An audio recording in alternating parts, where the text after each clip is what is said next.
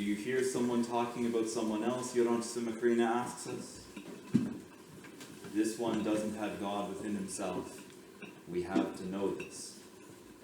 Do you hear someone talking about someone else? He doesn't have God within himself. We have to know this.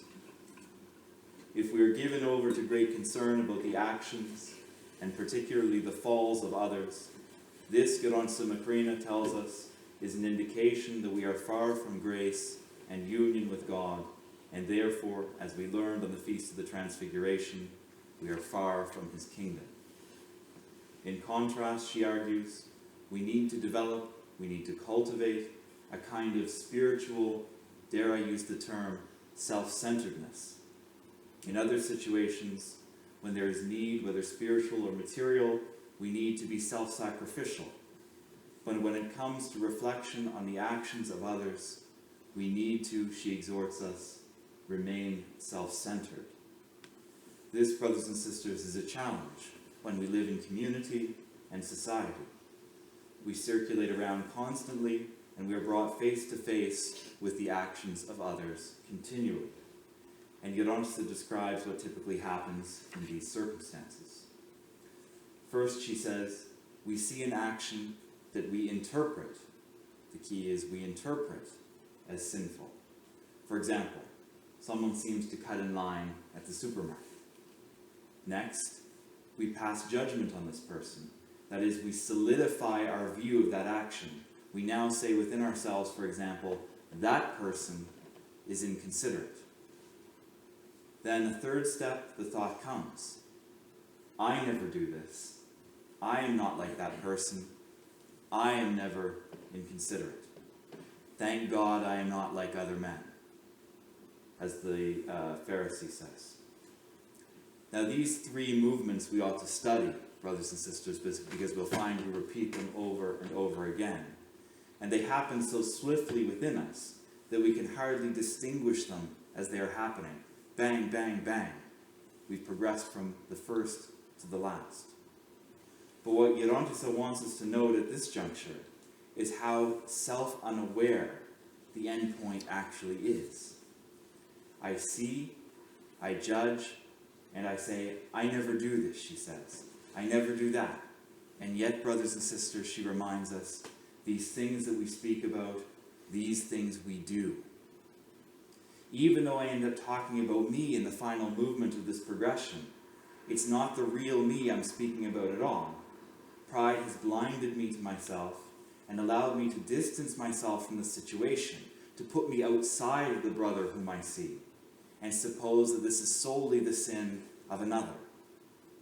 Can any one of us truly never be inconsiderate? Can any of us truly never be inconsiderate? It's not true if we examine ourselves. Of course not. But we let ourselves think this, especially in that moment. So the emphasis remains on the other and their actions, because nowhere has our real self entered into this equation yet. And as a consequence, when we let our thoughts move according to this pattern, Gerontissa says, the devil enters our soul, and he turns us into rusty tin cans. The grace of God departs from us, along with everything good. Fearful consequence for such a seemingly small action. So how then, brothers and sisters, do we break this pattern?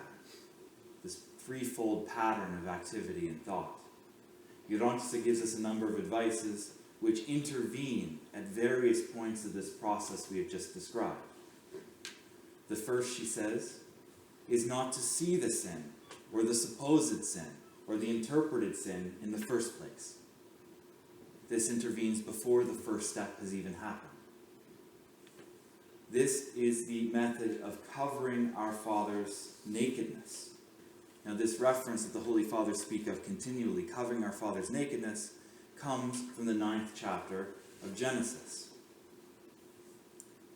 Now, the sons of Noah who went out of the ark were Shem, Ham, and Japheth. And Ham was the father of Canaan. These three were the sons of Noah, and from these the whole earth was populated. And Noah began to be a farmer, and he planted a vineyard. Then he drank of the wine, and he was drunk, and he became uncovered in his tent. His clothes came off. He lost his inhibitions, he lost his control for a moment, and he's found unclothed. And Ham, the father of Canaan, saw the nakedness of his father, and told his two brothers outside. But Shem and Japheth took a garment and laid it on both their shoulders, and went backwards, and covered the nakedness of their father. Their faces were turned away, and they did not see their father's nakedness. So Noah awoke from his wine, and knew that what his younger son had done to him. And then he said, "Cursed be Canaan, the son of Ham. A servant of servants he shall be to his brethren." And then he said, "Blessed be the Lord, the God of Shem, and may Canaan be his servant. And may God enlarge Japheth, and may he dwell in the tents of Shem, and may Canaan be his servant." So Ham, brothers and sisters, saw and revealed his father's nakedness, his sin. Shem and Japheth, however, on the other hand, covered their father. They walked backwards. They didn't even see him in that state. And the former, we hear Noah as a father places a fatherly curse, while the latter he places a fatherly blessing upon them. Now this is what Gerontissa wants us to do, not even to see the sin of others. And how do we do this? Again, with a good form of self-centeredness. Listen to what she says about how her days passed working at the cigarette plant. You'll remember from her life. We spoke about it now months ago. "What can I say?" she asks.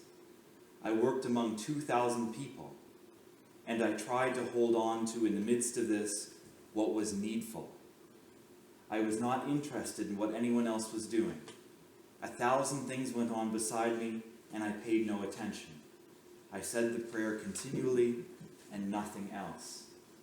A layperson in the world, remember. She's not a monastic.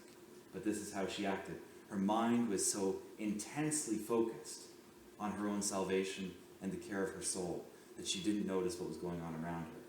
She was so concerned for her own salvation with the one thing needful that she didn't even notice the supposed sins of others. Now, this doesn't mean that she didn't love people around her or that she didn't interact with them at all. It just means that there was no space in her spiritual schedule for negatives. So much of her energy was devoted to her own salvation and the preservation of the purity of her own soul. There was no space to see negative things and to succumb to judgment. So that's the first possibility. To cover our father's nakedness, to cover our brother's nakedness, and not see their sins at all. The second advice kicks in a little further in the process. In this case, we see the sin, but we immediately do what? We undermine our ability to interpret and understand what we see. Again, self-reflective. She writes, "God will judge each person, and each person has his own inner world. We judge one way, but we, brothers and sisters, don't know what God will do." Reflecting on ourselves, on the limitation of our knowledge, we don't see from God's perspective, who sees every circumstance, including down to the very heart of man.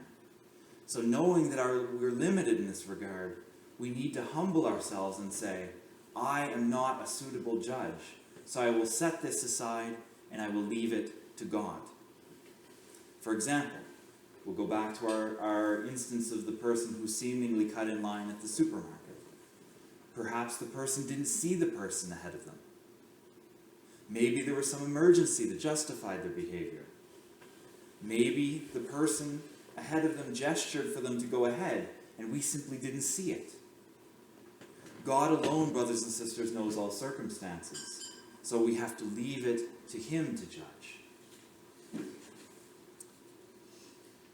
Now the third advice, the third method, applies in situations when we've already given ourselves over to the idea that we have indeed seen something sinful. So the first was not to see it at all. The second was to see it and undermine our ability to understand it, say, I can't possibly understand all the circumstances surrounding this action, so I will not pass judgment on him. The third method applies in situations when we've already given ourselves over to the idea that we've actually seen something sinful, a little further in the process. And again, the remedy is grounded in a certain positive type of self-centeredness.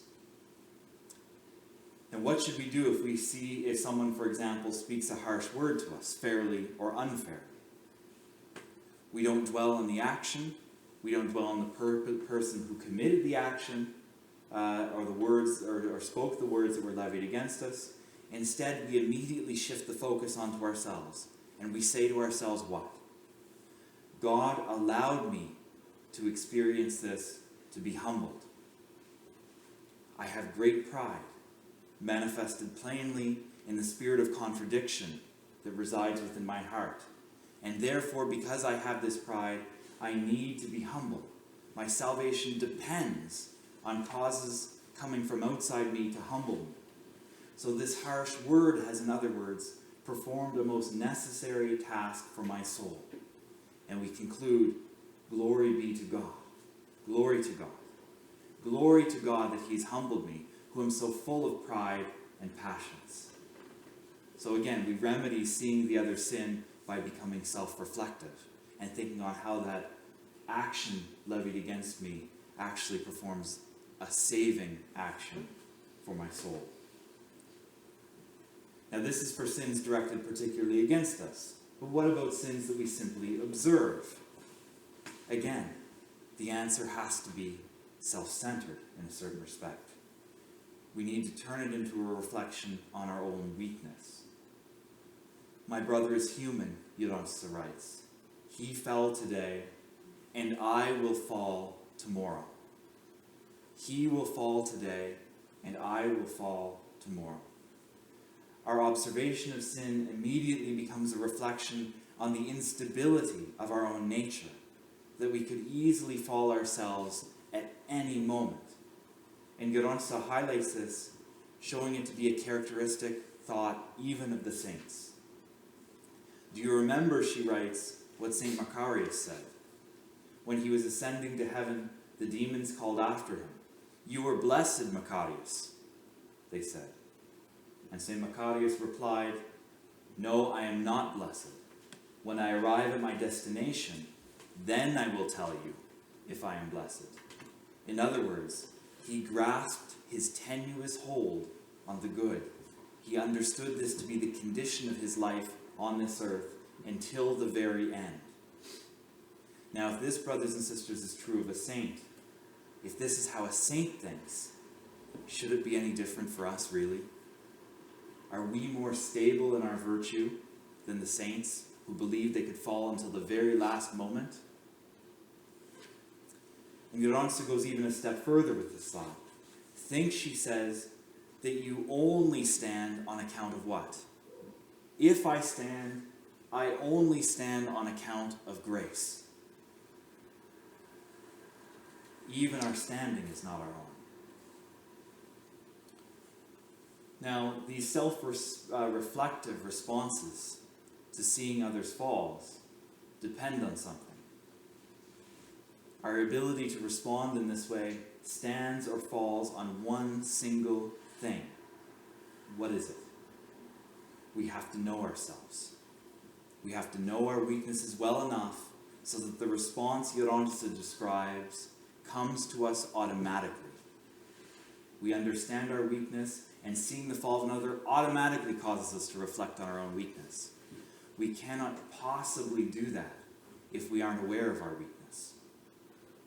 We must, brothers and sisters, make daily examination of ourselves, asking questions like these that Gerontissa puts before us. Did I keep any of God's commandments today? Did I keep any of God's commandments? What did I keep? Love? Was I careful not to judge anyone? What did I add to my account today? Prayer? Remembrance of God? No, nothing. Was I charitable? Did I pray for anyone? Not at all. If we ask ourselves these kinds of questions, brothers and sisters, and we come to confession regularly, we will develop an inner awareness of our own weakness. And that will be the single greatest tool in our fight against judgment when we see the falls of others. So let us take up this practice and this mode of thinking, and in that mode of thinking, find our salvation. Amen.